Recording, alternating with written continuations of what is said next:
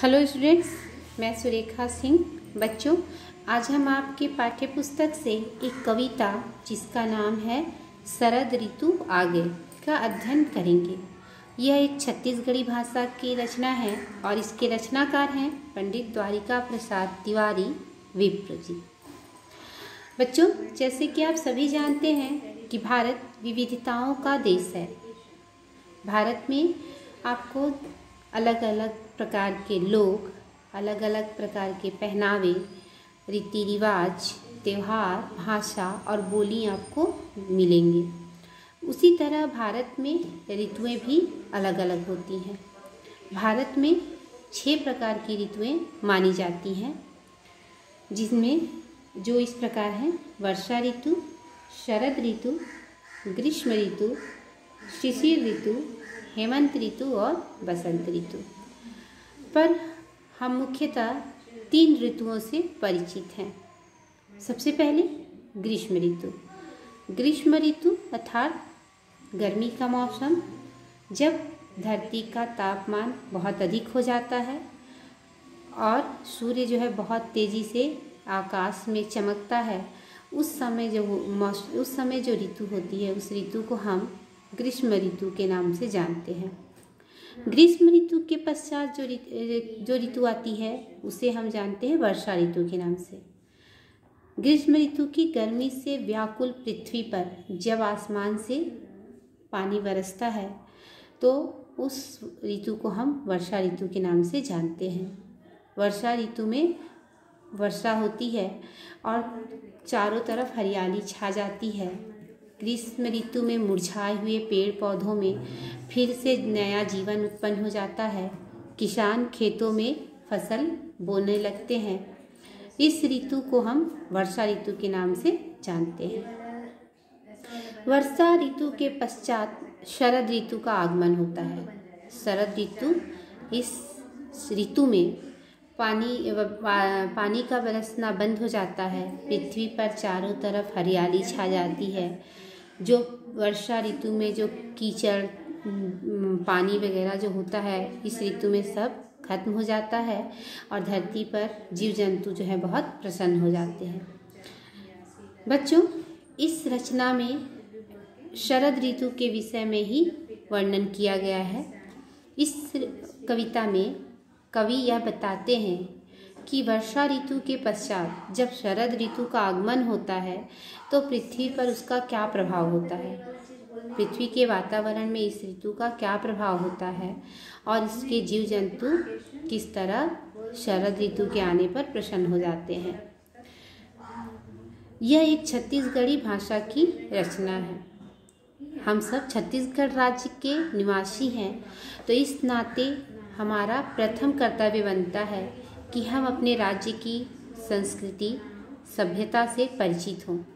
और जब तक हम अपने राज्य की भाषा से परिचित नहीं होंगे, हम उसकी संस्कृति और सभ्यता से भी परिचित नहीं होंगे। तो यह बहुत आवश्यक है कि हम अपने राज्य की भाषा को जानें, उसके साहित्य को समझें। इसी उद्देश्य के कारण आपके पाठ्य पुस्तक में, आपके पाठ्यक्रम में छत्तीसगढ़ी भाषा की रचनाओं को भी सम्मिलित किया गया है। तो चलिए हम छत्तीसगढ़ी भाषा की यह रचना का अध्ययन करते हैं। सबसे पहले हम कविता का अध्ययन करेंगे और उसके भावार्थ को समझेंगे। कविता है: चौमास के पानी पर आगे, जाना माना अब आकाश हर, चाउर सही छरागे। चौमास के पानी पर आगे, जाना माना अब आकाश हर, चाउर सही छरागे। कविता की इन 3 पंक्तियों का अर्थ है: चौमास का अर्थ होता है चौमास अर्थात वर्षा ऋतु। वर्षा ऋतु को चौमास के नाम से भी जाना जाता है, क्योंकि ये ऐसा माना जाता है कि वो 4 महीने वर्षा ऋतु का है, तो उसे हम कहते हैं चौमास। कवि यहाँ पर लिखते हुए कहते हैं कि वर्षा ऋतु का पानी अब पर आ गया है। पर आ गया अर्थात भाग गया है, अर्थात वर्षा का होना बंद हो गया है। तो वर्षा ऋतु का पानी, वर्षा ऋतु में जो पानी का बरसना है वो अब रुक गया है, वो बंद हो गया है। ऐसा लग रहा है मानो आसमान जो है वो चावल के समान साफ हो गया है। वर्षा ऋतु में जो काले काले बादल आसमान में छाए होते हैं वो क्या हो गए हैं, अब हट गए हैं और आसमान जो है वो चावल के समान साफ हो गया है, स्वच्छ हो गया है। जिस तरह चावल सफ़ेद होता है उसी तरह अब आसमान जो है एकदम चावल के जैसा साफ हो गया है। तो कवि यहाँ पर क्या कहते हैं, कवि कहते हैं कि चौमास अर्थात वर्षा ऋतु का पानी जो है अब भाग गया, अर्थात पानी का बरसना बंद हो गया है। ऐसा लग रहा है मानो आसमान जो है वो चावल के समान साफ हो गया है, क्योंकि अब वर्षा ऋतु के काले काले बादल जो हैं वो हट चुके हैं।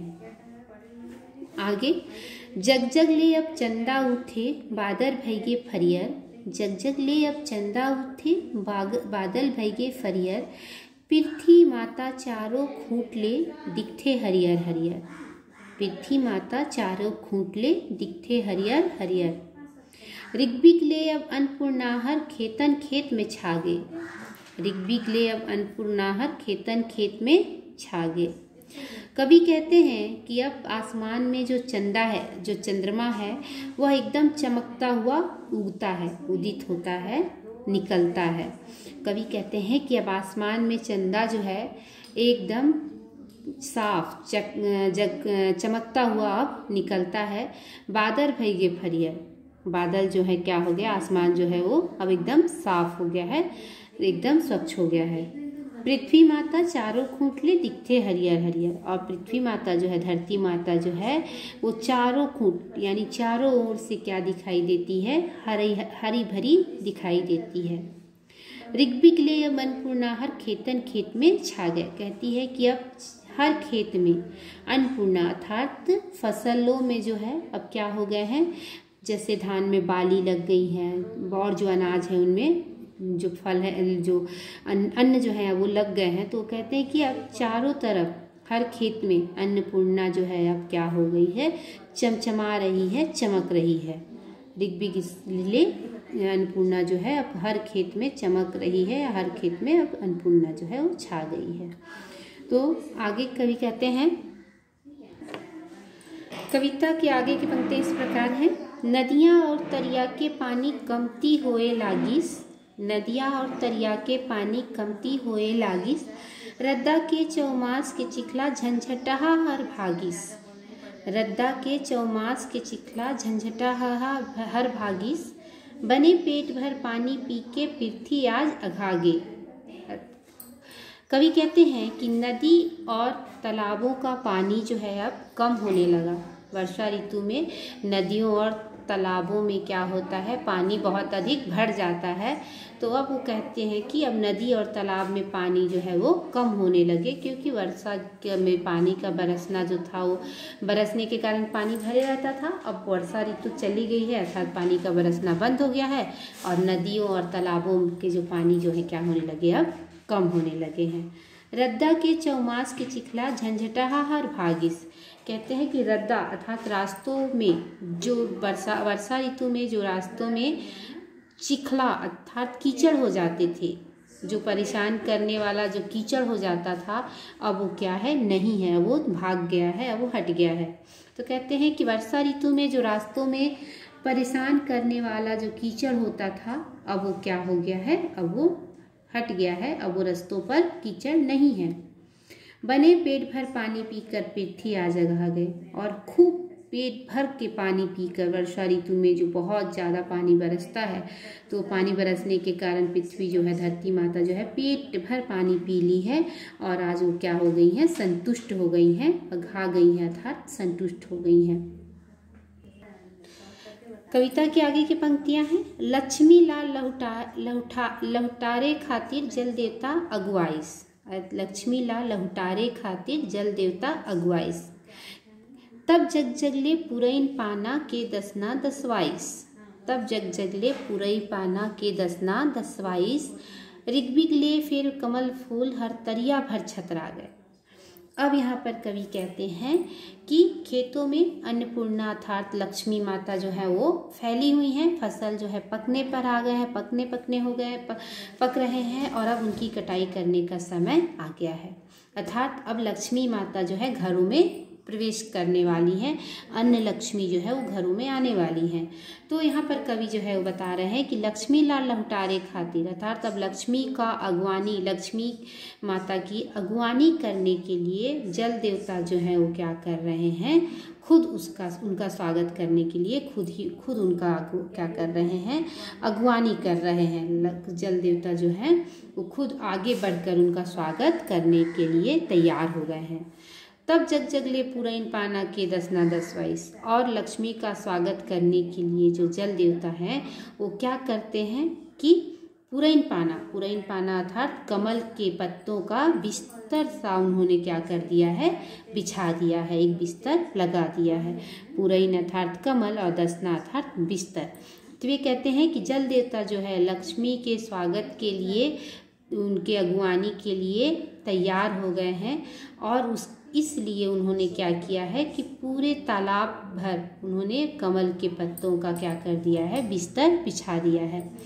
ऋग्विगले फिर कमल फूल हर तरिया भर छतरा गए। और अब कमल के जो फूल हैं वो पूरे तालाब में, पूरे तरिया में फैल गए हैं। जो है कमल के फूल वो पूरे तालाब में खिल गए हैं।